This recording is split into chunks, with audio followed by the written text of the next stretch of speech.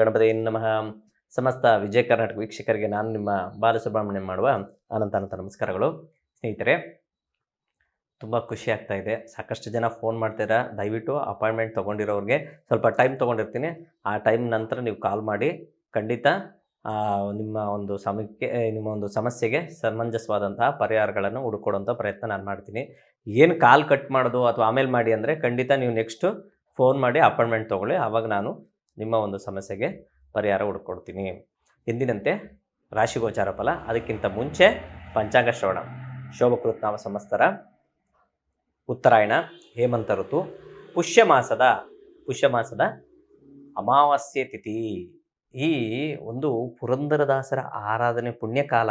ಅಂದರೆ ಇವತ್ತು ಪುರಂದರದಾಸರು ಪುಣ್ಯ ದಿನ ಅಂತ ಕರಿತೀವಿ. ಜೊತೆಗೆ ಗರುಡ ಜಯಂತಿ, ಇವತ್ತು ಗರುಡ ಜಯಂತಿ ಸಹ ಆಚರಣೆ ಮಾಡುವಂಥ ವಿಶೇಷವಾದಂತಹ ದಿನ.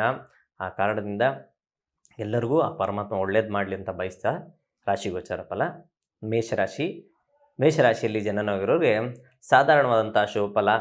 ಕೆಲಸ ಕಾರ್ಯಗಳಲ್ಲಿ ಸ್ವಲ್ಪ ಹೆಚ್ಚಿನ ಲಾಭವನ್ನು ಗಳಿಸುವಂಥದ್ದು.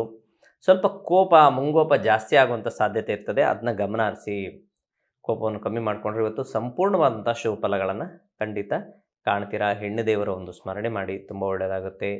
ನೀಲಿವರ್ಣ ಶುಭ.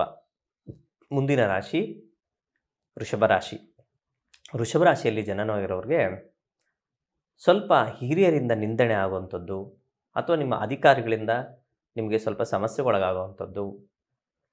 ಏನೋ ಒಂದು ಕೆಲಸ ಕಾರ್ಯಗಳು ಮಾಡಬೇಕು ಅಂದರೆ ಸ್ವಲ್ಪ ನಿಧಾನ ಆಗುವಂಥ ಸಾಧ್ಯತೆಗಳು ಸಹ ಇರ್ತದೆ.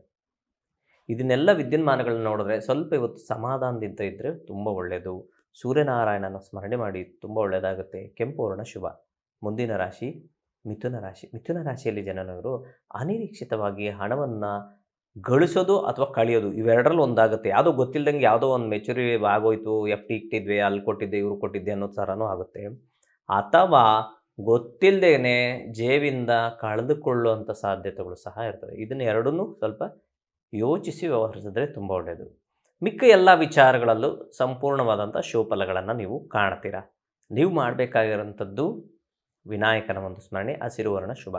ಮುಂದಿನ ರಾಶಿ ಕರ್ಕ ರಾಶಿಯಲ್ಲಿ ಜನನವರಿಗೆ ಸ್ವಲ್ಪ ಆರೋಗ್ಯ ಆಗಿರ್ಬೋದು, ಮಾನಸಿಕವಾಗಿರ್ಬೋದು ಅಥವಾ ಹಣಕಾಸಿನ ವಿಚಾರದಲ್ಲೂ ಎಲ್ಲ ವಿಚಾರದಲ್ಲೂ ಸ್ವಲ್ಪ ಮಿಷ್ಟಕರವಾದಂತಹ ವಾತಾವರಣವನ್ನು ಅನುಭವಿಸ್ತೀರಾ. ಸಪ್ತಮ ಸ್ಥಾನದಲ್ಲಿ ರಾಶ್ಯಾಧಿಪತಿ ಸ್ಥಿತನಾಗಿದ್ದಾನೆ. ಜೊತೆಗೆ ಯಾವಾಗ 2-3 ಗ್ರಹಗಳು ಒಟ್ಟಿಗೆ ಸೇರಿರ್ತವೋ ಅವಾಗ ಚಂದ್ರ ಸ್ವಲ್ಪ ಸಮಸ್ಯೆ ಒಳಗಾಗ್ತಾರೆ. ಅದರೊಟ್ಟಿಗೆ ಅಮಾವಾಸ್ಯೆಯ ಒಂದು ಪುಣ್ಯಕಾಲ ಬೇರೆ ಇರ್ತದೆ. ಈ ರೀತಿ ಇದ್ದಾಗ ನೀವು ಏನು ಮಾಡಬೇಕು? ಸಾಕ್ಷಾತ್ ಪಾರ್ವತಿ ಪರಮೇಶ್ವರರ ಸ್ಮರಣೆ, ಕಾಲಭೈರವನ ಒಂದು ಸ್ಮರಣೆ ಮಾಡ್ತಾ ಬನ್ನಿ, ತುಂಬ ಒಳ್ಳೆಯದಾಗುತ್ತೆ. ಬಿಳಿ ವರ್ಣ ಶುಭ. ಮುಂದಿನ ರಾಶಿ ಸಿಂಹರಾಶಿಯಲ್ಲಿ ಜನನವಾಗಿರೋರು ಸಹ ಆರೋಗ್ಯದಲ್ಲಾಗಿರ್ಬೋದು, ಮಾನಸಿಕವಾಗಿರ್ಬೋದು, ಹಣಕಾಸಿನ ವಿಚಾರದಲ್ಲಿ ಈ 3 ವಿಚಾರದಲ್ಲೂ ಸ್ವಲ್ಪ ಅತಂತ್ರದ ವಾತಾವರಣ ಉದ್ಭವ ಆಗುವಂಥ ಸಾಧ್ಯತೆ ಇರ್ತದೆ. ಯೋಚಿಸಿ ವ್ಯವಹರಿಸಿದ್ರೆ ಒಳ್ಳೆಯದು. ಮಾತಾಡಬೇಕಾದ್ರೆ ಸ್ವಲ್ಪ ಯೋಚನೆ ಮಾಡಿ ಮಾತಾಡಿದ್ರೆ ತುಂಬ ಒಳ್ಳೆಯದು. ಇಲ್ಲವಾದರೆ ಸ್ವಲ್ಪ ಸಮಸ್ಯೆ ಒಳಗಾಗ್ತೀರಾ. ಏನು ಮಾಡಬೇಕು ಈ ಥರ ಇದ್ದಾಗ? ನೀವು ಪಾರ್ವತಿ ಪರಮೇಶ್ವರ ಒಂದು ಸ್ಮರಣೆ ಮಾಡಿ, ವಾಗ್ದೇವಿ ಸರಸ್ವತಿಯ ಒಂದು ಸ್ಮರಣೆ ಮಾಡಿ. ಬಿಳಿ ವರ್ಣ ಶುಭ. ಮುಂದಿನ ರಾಶಿ ಕನ್ಯಾ ರಾಶಿಯಲ್ಲಿ ಜನನವಾಗಿರೋರಿಗೆ ಒಂದು ರೀತಿಯಂಥ ಮಿಶ್ರದಾಯಕವಾದಂತಹ ಫಲವನ್ನು ಅನುಭವಿಸ್ತೀರಾ.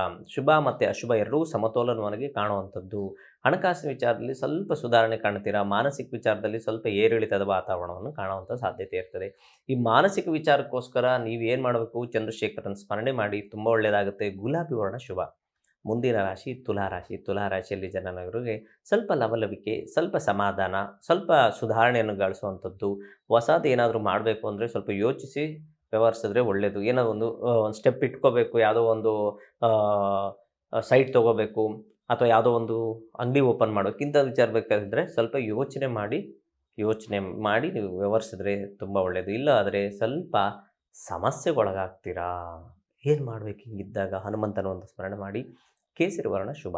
ಮುಂದಿನ ರಾಶಿ ವೃಶ್ಚಿಕ ರಾಶಿಯಲ್ಲಿ ಜನನವರಿಗೆ ಏನೋ ಒಂದು ರೀತಿಯ ಮುಂಗೋಪ, ಆತುರ ಸ್ವಭಾವ, ಸುಮ್ಮನೆ ಕೂತಕ್ಕಾಗ್ತಾ ಇಲ್ಲ. ಯಾವುದೋ ಒಂದು ರೀತಿಯಂಥ ಕೆಲಸ ಕಾರ್ಯಗಳಲ್ಲಿ ವಿಳಂಬನ ಸಹ ಕಾಣಿಸ್ತಾ ಇದೆ. ಮನಸ್ಸು ಸಹ ದೇಹವೂ ಸಹ ಸಂಪೂರ್ಣವಾಗಿ ಯಾವುದೇ ಒಂದು ಕೆಲಸ ಕಾರ್ಯಗಳಿಗೆ ಸಪೋರ್ಟ್ ಮಾಡ್ತಾ ಇಲ್ಲ ಅನ್ನೋ ಒಂದು ಭಾವನೆಗಳು ಮೂಡುವಂಥ ಸಾಧ್ಯತೆಗಳು ಹೆಚ್ಚಾಗಿರ್ತದೆ. ಆ ಕಾರಣದಿಂದ ಇವತ್ತೊಂದು ದಿವಸ ಸ್ವಲ್ಪ ಸಮಾಧಾನದಿದ್ದರೆ ಒಳ್ಳೆಯದು. ನೀವು ಏನು ಮಾಡಿದ್ರೆ ಒಳ್ಳೆಯದು? ನೀವು ಹನುಮಂತನ ಸ್ಮರಣೆ ಮಾಡಿ, ವಿನಾಯಕನ ಸ್ಮರಣೆ ಮಾಡಿ, ತುಂಬ ಒಳ್ಳೆಯದು. ಹಸಿರು ವರ್ಣ ಶುಭ. ಮುಂದಿನ ರಾಶಿ ಧನುಸು ರಾಶಿ. ಧನುಸು ರಾಶಿಯಲ್ಲಿ ಜನರು ಕುಟುಂಬದಲ್ಲಿ ಸ್ವಲ್ಪ ಕಿರಿಕಿರಿ ಆಗುವಂಥ ಸಾಧ್ಯತೆ. ವಾಕ್ಸ್ಥಾನ, ಧನಸ್ಥಾನ, ಕುಟುಂಬ ಸ್ಥಾನದಲ್ಲಿ ಯಾವಾಗ ಅನೇಕ ಪಾಪಗ್ರಹಗಳು ಚಿತ್ರ ಆತಾಗೋ ಆವಾಗ ನಿಮ್ಮ ಮನೆಯಲ್ಲಾಗಿರ್ಬೋದು, ಮಾತಿನಲ್ಲಾಗಿರ್ಬೋದು ಸ್ವಲ್ಪ ವ್ಯತ್ಯಾಸ ಕಾಣುವಂಥ ಸಾಧ್ಯತೆ ಇರ್ತದೆ. ಈ ಕಾರಣದಿಂದ ಸ್ವಲ್ಪ ಸಮಾಧಾನವಾಗಿರಬೇಕು. ಎಲ್ಲ ವಿಚಾರದಲ್ಲಿ ಯಶಸ್ಸು ಏಳಿಗೆ ಕಾಣಬೇಕಂದ್ರೆ ಗುರುಗಳ ಮೊರೆ ಹೋಗಬೇಕು. ಜೊತೆಗೆ ಹಳದಿ ವರ್ಣ ಶುಭ. ಮುಂದಿನ ರಾಶಿ ಮಕರ ರಾಶಿ.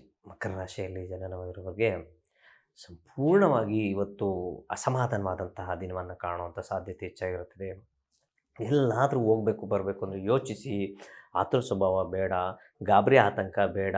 ಯಾವುದೇ ಒಂದು ಹೊಸ ವಿಚಾರ ಮಾಡಬೇಕು, ಕೆಲಸ ಕಾರ್ಯಗಳು ಚಾಲನೆ ಕೊಡಬೇಕು ಅಂದರೆ ದಯವಿಟ್ಟು ಇವತ್ತೇನು ಕೆಲಸಗಳು ಮಾಡೋಕೆ ಹೋಗಬೇಡಿ. ನೆಮ್ಮದಿಯಿಂದ ಸುಮ್ಮನೆ ಇದ್ಬಿಡಿ. ಅತಿ ಹೆಚ್ಚು ಊಟ ಸೇವನೆ ಮಾಡುವಂಥದ್ದು ಬೇಡ. ಪ್ರಶಾಂತತೆಯಿಂದ ಇರುವಂಥದ್ದು ಒಳ್ಳೆಯದು. ಯಾಕಂದರೆ ಹೊಟ್ಟೆಗೆ ಸಂಬಂಧಪಟ್ಟಿರುವಂಥ ಸಮಸ್ಯೆ, ಕಾಲಿಗೆ ಸಂಬಂಧಪಟ್ಟಿರುವಂಥ, ಅದು ಪ್ರಮುಖವಾಗಿ ಮಂಡಿಗೆ ಸಂಬಂಧಪಟ್ಟಿರುವಂಥ ಸಮಸ್ಯೆಗಳ ಅನುಭವಿಸುವಂಥ ಸಾಧ್ಯತೆ ಇರ್ತದೆ. ಈ ಕಾರಣದಿಂದ ಇವತ್ತು ಸ್ವಲ್ಪ ಸಮಾಧಾನ, ಏನೋ ಒಂದು ಕೆಲಸ ಕಾರ್ಯ ಮಾಡಬೇಕು, ಎಷ್ಟು ಬೇಕೋ ಅಷ್ಟೇ ಮಾಡಿ. ಆತುರ ಸ್ವಭಾವ ಬೇಡ. ನೀವು ಹನುಮಂತನ ಸ್ಮರಣೆ, ಕಾಲಭೈರವನ ಸ್ಮರಣೆ ಮಾಡಿ. ತುಂಬ ಒಳ್ಳೆಯದಾಗುತ್ತೆ. ನೀಲಿ ವರ್ಣ ಶುಭ.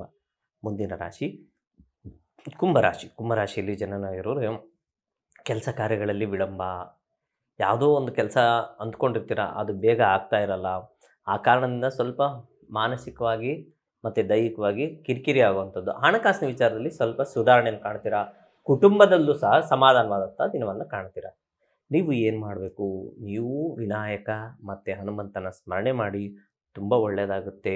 ಕೇಸರಿ ವರ್ಣ ಶುಭ. ಮುಂದಿನ ರಾಶಿ ಮೀನರಾಶಿ. ಮೀನರಾಶಿಯಲ್ಲಿ ಜನನವರವ್ರಿಗೆ ಸ್ವಲ್ಪ ಸಮಾಧಾನ, ಆದರೆ ಯಾವುದೋ ಒಂದು ದುಡ್ಡು ಹಳೆಯ ವಾರಿಯರ್ಸ್ ಬರಬೇಕಾಗಿತ್ತು, ಸ್ವಲ್ಪ ನಿಧಾನ ಆಗ್ತಾ ಇರ್ತದೆ. ಕುಟುಂಬದಲ್ಲಿ ಸಂತಸವಾದ ವಾತಾವರಣ.